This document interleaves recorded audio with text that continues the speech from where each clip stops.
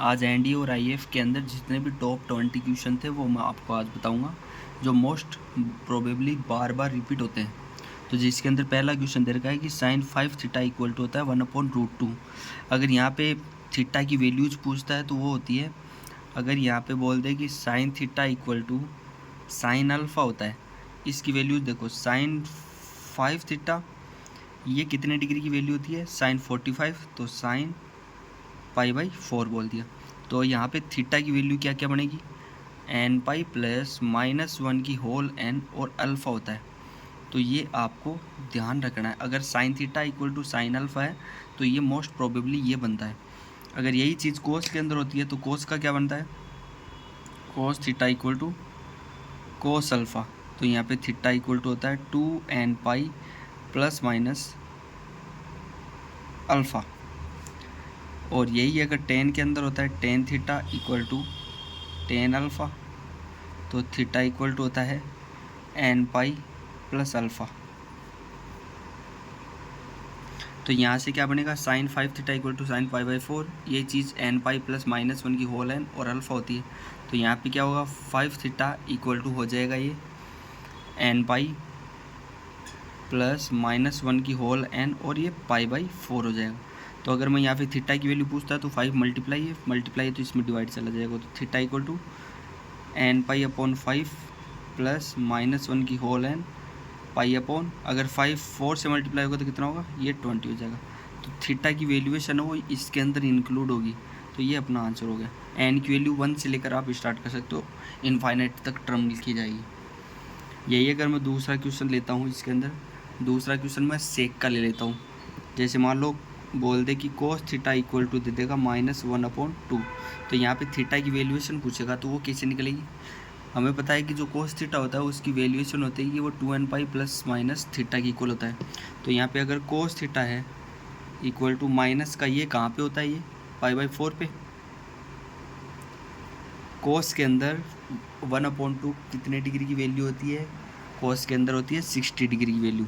तो इसको लिख लेंगे कोस पाई/3। लेकिन माइनस की टर्म हो तो माइनस अंदर आएगा, तो माइनस की टर्म अगर माइनस अंदर आएगा और कोस माइनस थीटा है, ये है इसकी, ये बिलोंग्स कहाँ करता है, ये 0 से पाई के बीच में इंक्लूड होता है। लेकिन माइनस की टर्म इसके बीच में नहीं है तो इसको चेंज कर लेंगे। तो ये होगा cos theta equal to cos pi minus पाई/4, पाई से निकाल देंगे इसको। तो ये हो जाएगा cos theta equal to cos 2 पाई/3। यही थीटा के अंदर वैल्यूएशन ऊपर बताया था मैंने कि 2n pi plus minus theta alpha होता है थीटा के इक्वल में। तो यहाँ पे क्या बन जाएगा, theta equal to 2n pi plus minus 2 पाई/3। तो ये अपना कोस की टर्म के अंदर आंसर हो जाएगा। यही अगर मैं थर्ड क्वेश्चन पूछ लूँ, थर्ड क्वेश्चन में बोल दिया कि 10 के अंदर पूछ ले कि ये दे दिया कोड 3 थीटा इक्वल टू √3 दे रखा है।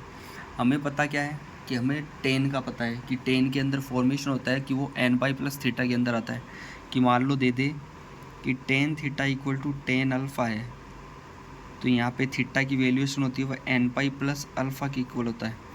तो यही यहाँ पे करेंगे, इसको 10 के अंदर चेंज कर लेंगे। कोट और 10 रिवर्स होते हैं, तो ये 10 3 थीटा इक्वल टू √3। तो इसका रिवर्स करेंगे तो ये 10 3 थीटा इक्वल टू क्या बनेगा, 1/√3। 10 3 थीटा इक्वल टू 10 के अंदर कितने डिग्री की वैल्यू होती है, ये पाई/6 की वैल्यू होती है। तो यहाँ पे 3 थीटा इक्वल टू क्या बन जाएगा, n पाई प्लस पाई/6। यही क्या था, यहाँ पे अल्फ़ा की जगह क्या आ जाएगा, पाई/6। तो यहाँ पे थीटा इक्वल टू 3 मल्टीप्लाई में डिवाइड में जाएगा तो n पाई/3 प्लस पाई/18। तो ये अपना आंसर हो जाएगा।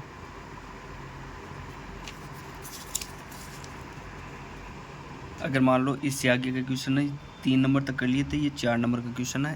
फर्स्ट के अंदर 3 क्वेश्चन कर लिए, इसका फोर्थ क्वेश्चन है। ये ऐसे दे दे, मान लो कि sine 3 theta upon 2 equal to 1/2 दे दे।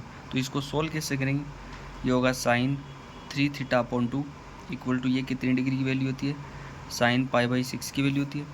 तो 3 थीटा अपॉन 2, ये इसके लिए क्या बताया था, n pi plus minus n pi plus -1 की होल एन अल्फ़ा होता है थीटा की इक्वल में, अगर साइन सेम होता है। तो यहाँ पे क्या बनेगा, एन पाई प्लस -1 की होल एन पाई/6। 3/2 इधर मल्टीप्लाई होगा तो क्या बढ़ेगा, 2 सबसे मल्टीप्लाई होगा तो 2n पाई अपॉन 3 डिवाइड में जाएगा, प्लस -1 की होल एन, यहाँ पे क्या बनेगा 2 पाई अपॉन 18, इसको काट देंगे 9, तो ये अपना आंसर हो जाएगा। इसके आगे की क्वेश्चन है, ये सारी की फर्स्ट के 4 क्वेश्चन कर लिए थे। अब सेकंड के अंदर करेंगे सेकंड क्वेश्चन क्या दे रखा है, जैसे सेकंड के अंदर बोल दिया है कि सोल्व करना है, सोल्व द फॉलोइंग इक्वेशंस, जिसके अंदर दे रखा है फर्स्ट क्वेश्चन मान लिया मैंने कि ये है sin 2x plus sin 4x equal to 2 sin 3x दे रखा है। तो इसको सोल्व करना है, तो यहाँ पे 2 sin 3x है, इसको इक्वल में 0 करना है, तो इसको इधर पुट कर लेते, तो क्या बनेगा ये sin 2x plus sin 4x minus का 2 sin 3x। यहाँ से क्या करेंगे, वी नो दैट जो भी sine C plus sine D होता है, इसका फॉर्मूला होता है 2 साइन सी प्लस डी बटे 2 और कोस सी माइनस डी बटे 2। तो यहाँ पे एंगल्स दे रखे हैं, सी और डी की जगह 2x और 4x दे रखे, सारे के सारे इसके अंदर पुट करने। तो यहाँ से क्या बनेगा 2 साइन 6x अपॉन 2, क्योंकि 2x प्लस 4x कितने होंगे 6x अपॉन 2। आप एनडी के स्टूडेंट हो तो आप इस हिसाब से सोच सकते हो। सेकंड अगर कोस के अंदर होता है तो क्या होगा सी माइनस डी, मान लो ये सी था तो 4x माइनस 2x करेंगे तो क्या बनेगा 2x अपॉन 2 माइनस का 2 साइन 3x इक्वल टू 0, यहाँ पे भी 0 है, तो यहाँ पे क्या बनेगा 2 साइन 3x और कोस x माइनस का 2 साइन 3x इक्वल टू 0। अब दोनों से कॉमन क्या आ रहा है पार्टिकल, कॉमन पार्टिकल ये है और ये है, तो यहाँ से कॉमन आ जाएगा 2 साइन 3x कॉमन लिया, अंदर क्या बचा कोस x माइनस 1 इक्वल टू 0। अगर ये पोर्शन आ जाता है तो इसके आगे का पोर्शन कैसे बनेगा, अगर दो टर्म्स दे रखी है, दो रूट्स दे रखे वो 0 की इक्वल में है तो ये सेपरेट भी 0 की इक्वल में होते हैं। तो कोस x माइनस 1 इक्वल टू 0, तो यहाँ से कोस x इक्वल टू क्या जाएगा 1 कितने डिग्री पे होता है 0 डिग्री पे होता है, तो यहाँ पे x की वैल्यू कितनी आएगी, जो आ जाएगी 2n पाई, क्योंकि प्लस माइनस के अंदर थीटा तो क्या आ जाएगा 0 डिग्री हो जाएगा। इस चीज़ को क्या बोल सकते हैं cos x equal to cos 0 degree, तो 0 डिग्री लिखो नहीं लिखो आंसर आ गया। अगर ये साइन 3x इक्वल टू 0 दे रखा है तो 3x इक्वल टू क्या बनेगा ये n पाई, 0 कितने डिग्री पे होता है ये 0 डिग्री पे होता है, तो यहाँ पे प्लस का 0 0 हो जाएगा, तो x इक्वल टू हो जाएगा n पाई अपॉन 3। तो यहाँ पे दो वैल्यूशन आ गई, एक तो n पाई मान लो, इसको m पाई मान लेते हैं क्योंकि दो एंगल अलग अलग दे रखे, इसको m मान लिया, ये n दे रखा है, तो दोनों के दोनों ये आंसर हो गया, जहाँ पे n और m क्या दे रखे हैं बिलोंग्स टू z दे रखे हैं, ये इंटीजर को डिनोट कर रहे हैं। अब सेकंड के अंदर सेकंड का क्वेश्चन करते हैं, वो दे रखा है कि sine 2x plus sine 6x plus sine 4x equal to 0, इसको सोल्व करना है और x की वैल्यू निकालनी है, जो यहाँ पे पुट करते हैं वो आंसर आना चाहिए लास्ट का। तो यहाँ पे देख लेते हैं कि 2x और 6x कितने हो जाएंगे, 6x दोनों का अगर डिवाइड भी करेंगे, दोनों ऐड करेंगे तो मान लो 8x हो गया, 8x अपॉन टू 4x आ जाता है, तो इन दोनों को ही सोल्व कर लेते हैं। जहाँ से we know that sine C plus sine D का फॉर्मूला पहले पढ़ा है कि 2 sine C plus D upon 2 और cos C minus D upon 2। तो यहाँ पे आगे का पोर्शन कैसे आएगा, ये हो जाएगा 2 साइन सी प्लस डी, तो 2x प्लस 6x अपॉन 2 और कोस 6x माइनस का 2x अपॉन 2 और प्लस का साइन 4x इक्वल टू 0। तो ये हो जाएगा 2 साइन 6x और 2x कितने होते हैं 8x अपॉन 2, ये हो जाएगा 4x upon 2 plus sine 4x equal to 0। तो यहाँ पे ये क्या बना 2 साइन 2 का डिवाइड गया तो 4x, 2 का डिवाइड गया तो 2x sign 4x equal to 0। तो यहाँ पे क्या बनेगा, दोनों से कॉमन क्या आ रहा है को पार्टिकल साइन 4x कॉमन आ रहा है, तो यहाँ से साइन 4x कॉमन लिया तो 2 अंदर, ये बच गया 2 cos 2x प्लस का 1 इक्वल टू 0। तो यहाँ पे अगर दो रूट्स हैं वो 0 के इक्वल में दे रखे हैं तो वो सेपरेट भी 0 के इक्वल होते हैं। तो साइन 4x इक्वल टू 0 दे रखा है, एक दे रखा है 2 cos 2x plus 1 equal to 0 दे रखा है। तो यहाँ पे क्या बनेगा 2 cos 2x equal to -1, cos 2x equal to आ गया माइनस का 1/2। तो यहाँ पे x की वैल्यू निकालनी है, तो यहाँ पे ये क्या बनेगा, अगर 4x है यहाँ पे 0 है, 0 कब होता है ये, sine 4x equal to sine 0 degree पे। मैंने बताया अगर साइन सेम होता है तो वो पे वहाँ पे क्या करते हैं, वो एन पाई प्लस माइनस का अल्फ़ा की इक्वल होता है। तो यहाँ पे क्या बन जाएगा, ये 4x इक्वल टू एन पाई, तो यहाँ पे x equal to n pi by 4। एक तो एंगल का एक पोर्सन x के इक्वल में एन पाई अपॉन 4 आएगा। इसका क्या आएगा, अगर 2x से दे रखा है माइनस का दे रखा है तो यहाँ पे बोल दिया cos 2x equal to cos 1/2 कितने डिग्री पे होता है, माइनस का लगाएंगे π/3। cos 60 की वैल्यू 1/2 होती है, माइनस का थीटा होता है। अगर cos माइनस थीटा होता है तो उसको क्या करते हैं, पाई माइनस थीटा की इक्वल करते हैं, क्योंकि ये अगर पाई माइनस का π/3 आंसर लेते हैं तो ये बिलोंग्स नहीं करेगा किसको, ये 0 से पाई को बिलोंग्स नहीं करेगा। तो इसको सोल्व करेंगे, ये हो जाएगा cos 2x equal to cos पाई माइनस का π/3। तो cos 2x equal to cos 2π/3। तो 2x इक्वल टू आ गया 2m पाई प्लस माइनस अल्फ़ा कितना है 2π/3। अगर 2 का डिवाइड करता हूँ तो क्या बनेगा, x equal to 2m pi upon 2 plus minus 2π/3 into 2, क्योंकि 2 का डिवाइड हुआ इसमें तो 2 आ गया, 2 का डिवाइड इसमें हो तो 2 मल्टीप्लाई होगा, तो 2 से 2 हट गया, यहाँ भी 2 से 2 हट गया, तो x इक्वल टू आ गया m पाई प्लस माइनस का π/3।